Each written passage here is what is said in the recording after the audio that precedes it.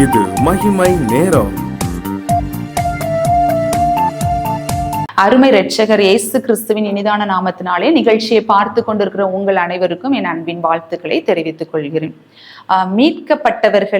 மீட்கப்பட்டவர்கள் அப்படிங்கிற தலைப்புல நம்ம தியானித்து கொண்டு வருகிறோம்.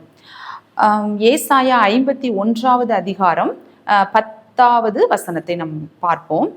மகா ஆழத்தின் தண்ணீர்களாகிய சமுத்திரத்தை வற்றி போக பண்ணினதும், மீட்கப்பட்டவர்கள் கடந்து போக கடலின் பள்ளங்களை வழியாக்கினதும் நீதான் அல்லவோ. பிரியமானவர்களே, இதுல என்ன சொல்லப்பட்டிருக்கு அப்படின்னா, மீட்கப்பட்டவர்கள் கடந்து போகிறதற்கு கடலிலே ஆண்டவர் வழியை உண்டாக்கினார் என்று இதை சொல்லப்பட்டிருக்கு. சரியா? அன்றைய காலத்திலே இந்த எகிப்து தேசத்துல அடிமையா இருந்த இஸ்ரவேல் ஜனங்கள் அந்த அடிமைத்தனத்திலிருந்து வெளியில வர்றதற்காக ஆண்டவர் நிறைய வாதைகளை அனுப்பி அவர்களை மீட்டு கொண்டு வர்றாங்கன்னு. இப்போ அழகா ஜாலியா வந்துட்டு இருக்கும் போது திருநாப்புல எய்தாப்புல பார்த்தா என்ன இருக்குது? கடல் இருக்கு. யாராவது ஒருவர் கடலை வெறுங்காலோடு நடந்து அக்கறைப்பட முடியுமா? முடியாது. அது ஒரு கேள்விக்குரியன. கப்பல் மூலமாகவோ படகு மூலமாக போகலாம். ஆனால் காலை வச்சே தண்ணிக்குள்ள நடந்து நம்ம கடல்ல இந்த சைட்ல இருந்து அந்த சைடு நம்ம போகிறது சாத்தியமற்றது. ஆனா பாருங்க, இவங்க ஃபுல்லா செங்கடல் இருந்த உடனே தகச்சு போய் பின்னாடி பார்த்தா பின்னாடி யார் துரத்திட்டு வராங்க? எகிப்தியர் துரத்திட்டு வராங்கன்னு. இதை பார்த்தோன்னே இவங்களுக்கு அவ்வளோ கலக்கம், ரொம்ப வெக்ஸ் ஆயிட்டாங்க. ஆனா பாருங்க, ஆண்டவர் மோசே மூலமாக அழகாக வழி நடத்தினார்னு யாத்திராகமம் 14வது அதிகாரம் 21வது வசனத்துல சொல்லப்பட்டிருக்கிறது. மோசே தன் கையை சமுத்திரத்தின் மேல் நீட்டினான். அப்பொழுது கர்த்தர் ரா முழுதும் பலத்த கீழ்காற்றினால் சமுத்திரம் ஒதுங்கும்படி செய்து அதை வறண்டு போக பண்ணினார். ஜலம் பிரிந்து போயிற்று. பிரியமானவர்களை பாருங்க, செங்கடல் அப்படி ரெண்டா பிளந்து நிற்குது. இப்போ அந்த கடலின் பள்ளத்தாக்குகள், அந்த கடலின் பள்ளங்கள் எப்படி ஆயிற்று? வறண்டு போயிற்று.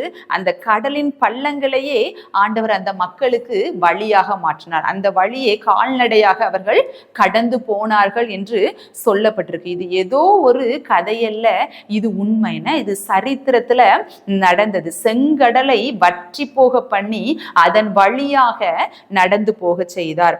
நம்ம எதை தடன்னு நினைக்கிறோமோ அதுல வழியை உண்டு பண்ண ஆண்டவர் வல்லவராக இருந்தார்.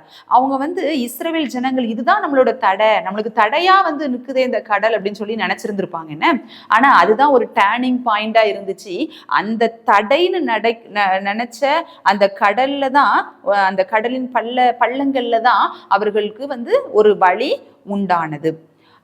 கடந்த ஒரு 3-4 வருடங்களுக்கு முன்பதாக நிறைய போதகர்களை டீப்ரமோட் பண்ணாங்க. அப்போ அதில் ஒரு ஐயா டீப்ரமோட் பண்ணி எங்கள் சர்ச்சுக்கு வந்தாங்க. அவங்களுக்கு ரொம்ப கவலை. அவங்க தன்னுடைய ஆவிக்குரிய வாழ்க்கையில் அது ஒரு பெரிய தடை அப்படின்னு சொல்லிட்டு அவங்க நினச்சாங்க என்ன. ஆனால் அவங்க எதை தடைன்னு நினச்சாங்களோ அதில் இருந்தே ஆண்டவர் ஒரு வழியை உண்டு பண்ணினார் என்ன.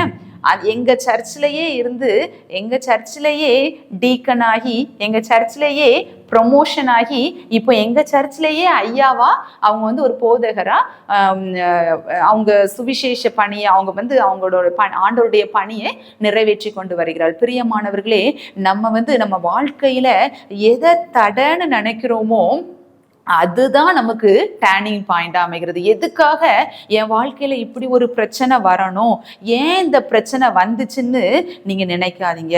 இதன் மூலமாக ஆண்டவர் நமக்கு என்ன கற்றுத்தர விரும்புகிறார், ஆண்டவர் என்ன நினைக்கிறார்னு நம்ம ஒரு விசை யோசித்து பார்க்க வேண்டும். ஆண்டவருடைய நாமம் மகிமைப்படுறதுக்காக கூட இது மாதிரி நடந்திருக்கலாம். இந்த கடல் போன்ற பிரச்சனைகள் வந்தா கூட, கடல் போன்ற துன்பத்துல கூட நம்ம இருக்கலாம். ஆனா அந்த துன்பத்தின் மத்தியில தான் ஆண்டவர் வழியை உண்டு பண்ணுகிறவராக இருக்கிறார். இந்த யூத ஜனங்களை கொல்லுவதற்காக இந்த மொர்தெக்காயை கொல்லணும், மெயினா மொர்தெக்காயை பழி வாங்கணுங்கிறதுக்காக தான் இப்படி ஒரு சட்டமே ஏற்றப்பட்டதுன்னா நாளும் குறிச்சிட்டாங்க. இந்த நாள்ல யூதர்களை கொன்னுறணும்னு சொல்லிட்டு நாள் குறிச்சு ஒரு சட்டமே ஏற்றிட்டாங்க. என்ன எந்த சட்டம் குறிக்கப்பட்டதோ அந்த சட்டத்தின் வாயிலாகவே யூதர்களுக்கு நன்மை வந்தது. அந்த சட்டம் மாறுதலாய் முடிந்தது. யூதர்களுக்கு சந்தோஷமான செய்தி அந்த சட்டத்தின் வாயிலாக தான் வந்தது. பிரியமானவர்களே, நாம எதை தடை நினைக்கிறோமோ, எதை துன்பம் நினைக்கிறோமோ, அதன் வழியாகத்தான் ஆண்டவர் ஒரு வழியை ஏற்படுத்துகிறவராக இருக்கிறார். நம்ம மகா ஆழத்தின் தண்ணீர்களாகிய சமுத்திரத்தை வற்றி போக பண்ணினதும் மீட்கப்பட்டவர்கள், மற்றவர்களுக்கல்ல, மீட்கப்பட்டவர்களாக இருக்கிற நமக்கு தான் ஆண்டவர் என்ன பண்றாரு, அதை ஒரு டர்னிங் பாயிண்டா வைக்கிறாரு. தடை கற்களை படிக்கற்களாக மாற்றி ஒரு வழியை உண்டு பண்ணுகிறார். இந்த இஸ்ரவேல் ஜனங்கள் யுத்தத்திற்கு போகும்போது எரிகோ கோட்டை சுற்றிலும் இருக்குதுன்னு. இப்ப எப்படி அந்த ஊர்ல போய் யுத்தம் பண்ணணும்னு இவங்களுக்கு தெரியல. இருந்த ஒரு கேட்டும் அடைச்சாச்சு. சரியா? இப்ப இந்த எரிகோ கோட்டை மேல எப்படி ஏறி போகணும்? அந்த எரிகோ கோட்டை அந்த ஊருக்கு போகாதபடிக்கு இவங்களுக்கு ஒரு தடையாக முன்னாடி நிற்குது. இப்போ இவங்களுக்கு என்ன பண்ணனே தெரியல. இவங்கெல்லாம் யாரு? கர்த்தரால் மீட்கப்பட்ட ஜனங்கள், எகிப்திலிருந்து மீட்டெடுக்கப்பட்டு வந்த ஜனங்கள். இப்போ தடையாக அந்த இருந்த எரிகோவை ஆண்டவர் கீழே விழத்தள்ளினார். இப்போ அந்த எது தடையா இருந்துச்சோ அந்த தடையா இருந்த எரியோ கோட்டை மேல இடிஞ்சு கிடந்த அந்த கோட்டை மேல ஏறி போய் தான் இந்த ஊருக்குள்ள போயிருந்திருப்பாங்க. என்ன அதுலயே ஆண்டவர் வழியை உண்டு பண்ணுகிறவராக இருந்தார். நம்ம எதை தடை நினைக்கிறோமோ அதன் வழியாகத்தான் வழி பிறந்தது. நம்ம எதை சறுக்கல் நினைக்கிறோமோ அதுதான் நமக்கு டேர்னிங் பாயிண்டா இருக்கும். நம்ம எது துன்பம், இதன் வழியா நம்மளுக்கு ஒரு வழி பிறக்கணும்னு நம்ம நினைச்சோம் அப்படின்னா நாம எப்படி இருக்கணும்? மீட்கப்பட்டவர்களாக நம்ம இருக்கணும். மீட்கப்பட்டவர்கள் ஆகணும்னா நம்ம என்ன பண்ணணும்? ஆண்டவராய் இயேசு கிறிஸ்துவின் இரத்தத்தால நம்ம கழுவப்பட்டவர்களாக இருக்கணும். ஆண்டவராய் இயேசு கிறிஸ்துவின் இரத்தத்தால கழுவப்பட்ட நீங்களும் நானும் தான் மீட்கப்பட்டவர்கள். ஏதோ மீட்கப்பட்டவர்களாகிய நீங்க ஏதோ ஒரு துன்பத்துல இருக்கிறீங்களா, அல்லது ஏதோ ஒரு தடை, இது ஏன் இப்படி இவ்வளோ தடையா வருதுன்னு சொல்லிட்டு நம்மளால முன்னேறவே முடியலையே, எங்க பார்த்தாலும் ஒரே ஃபெயிலியரா இருக்குதுன்னு நினைக்கிறீங்களா? அந்த முன்னேற முடியாத அளவுக்கு எல்லா இடமும் பிளாக்காகி இருக்குதுன்னு நினைக்கிறீங்களா?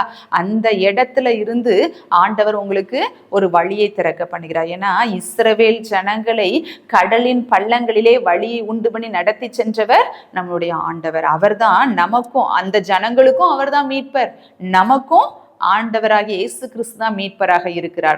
அவர் அந்த ஜனங்களை, அத்தனை லட்சக்கணக்கான ஜனங்களை மீட்டவருக்கு உங்களையும் என்னையும் மீட்டுக் கொள்வது லேசான காரியம். உங்களுக்கும் எனக்கும் ஒரு புது வழியை உண்டாக்குவது அவருக்கு லேசான காரியம். எந்த இடத்துல நீங்க சறுக்கி கொண்டு நிற்கிறீர்களோ அந்த இடத்துல இருந்து ஆண்டவர் உங்களுக்கு ஒரு புது வழியை உருவாக்க வல்லவராக இருக்கிறார். யாருக்கு அந்த புது வழி திறக்கும் அப்படின்னு சொல்லி கேட்டீங்கன்னா, கர்த்தரால் மீட்கப்பட்டவர்கள். ஏன்னா கர்த்தரால் மீட்கப்பட்டவர்களுக்கு தான் நித்திய மகிழ்ச்சி உண்டாகும். அவர்கள் தலையின் மேல் நித்திய மகிழ்ச்சி உண்டாகும். பிரியமானவர்களே, நீங்க துன்பத்தின் நடுவுல இருக்கிறோன்னு சொல்லிட்டு நீங்க கவலைப்படாதீங்க. ஆண்டவர் உங்களுக்கு அதுல இருந்து ஒரு புது வழியை உண்டு பண்ண வல்லவராக இருக்கிறார். கர்த்தர் தாமே உங்களை ஆசீர்வதிப்பாராக. ஜெபம். அன்புள்ள ஏசப்பா, அந்த அருமையான வேலைக்காக உமக்கு நன்றி தகப்பனே. ஐயோ, இதுக்கு மேலே நான் என்ன செய்வேன்னு சொல்லிட்டு தெரியாம கலங்கி நிற்கிற ஒவ்வொரு பிள்ளைகளையும் நீங்க கண்ணோக்கி பாருங்க ஏசப்பா. எந்த வழி நான் எதுல நடப்பேன், நான் எப்படி முன்னேறுவேன்னு சொல்லி கலங்கி போய் நிற்கிற ஒவ்வொரு பிள்ளைகளுக்கும் ஒரு புது வழியை நீங்க திறந்து தரப்போகிறபடியால் உமக்கு நன்றி.